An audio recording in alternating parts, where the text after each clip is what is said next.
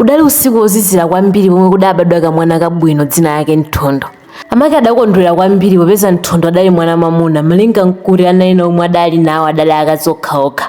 Pamene akazi ena adamuyamikiranso kuti Mulungu adziwa kusowa kwako pokupatsa mwana wa mamuna chifukwa adzakutengera mabulangeti akakhala ndi moyo. M'mudzimu akazi onse adapita kukaona mwanayo ndi kumkhumbira nati akoma mwana wa tsitsi lake, timaso take, timanja take, kankhope kake. Inde akazi adakondwera kwambiri ndi kusirira.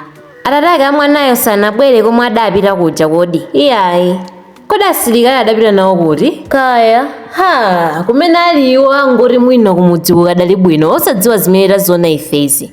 Inde zona liwapeza kumbuyo kulibe maso sadziwadi za zimenezi. Kodi phana mumwetsa mwanayu? Iyayi chifukwa kulibe madzi. Pitani mungaronge, munthu odwala amafuna madzi. Inde chabwino. Anthu onse adakondwera naye mwanayo chifukwa adali wokongola kwambiri. Mawu alongo ake amayiyo adayita na abale awo nakambirana motere. Ine ndimafuna kudziwa ngati mudakanena kwawo mamuna uja za matenda mkazi wakeyo. Iyayi ine sindinatumizeko mawu. Chifukwa chiyani? Ndimaganiza kuti inu mudatumizako mawu. Iyayi ine sindinatumize mawu. Nkoyenera kukanena popeza mwini wake palibe. Akadakhalapo akadakanena kale. Chabwino ndimutuma mnyamata. Kanthu kayenera kuonera limodzi poti chakudza sichimba ng'oma. Tsalani.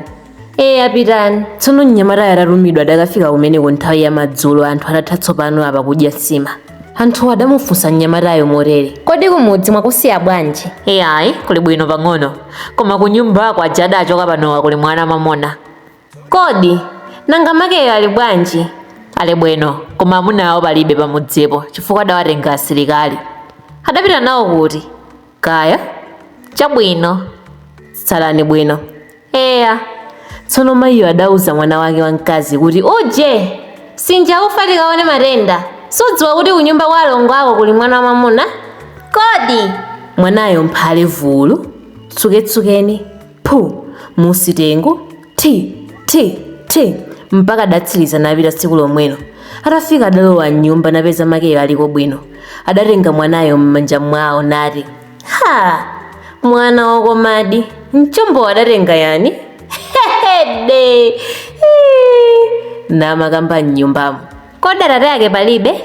Inde adawatenga asilikali. Tsono onsewo adakhalako ku matendawo kanthawi.